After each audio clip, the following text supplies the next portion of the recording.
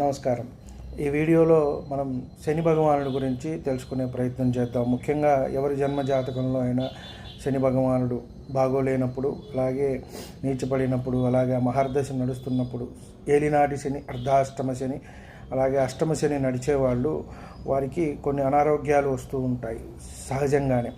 శారీరక బలహీనత, శరీరానికి సంబంధించిన నొప్పులు, కడుపు నొప్పి, మోకాలు నొప్పి, పాదాల నొప్పి, అలాగే చర్మ వ్యాధులు, దంతానికి సంబంధించినవి, అలాగే కండరాలకు సంబంధించినవి, పక్షవాతము, చెవుడు, దగ్గు, అజీర్ణము, ఇలాంటివన్నీ కూడా ఆయన వల్ల వచ్చే సంక్రమించే వ్యాధులు. కాబట్టి చక్కగా శనివార నియమాలు పాటించడం, వెంకటేశ్వర స్వామి వారి ఆరాధన, శివాలయానికి వెళ్ళి శివునికి ఆరాధన, అలాగే కాస్త నువ్వుల నూనె తీసుకొని శని భగవానుడి మీద పోసినట్టయితే శనివారం లేదా మహాశివరాత్రి రోజు వీరికి కాస్త ఉపశమనం కలుగుతుందని చెప్పదగ్గ సూచన. నువ్వులు కూడా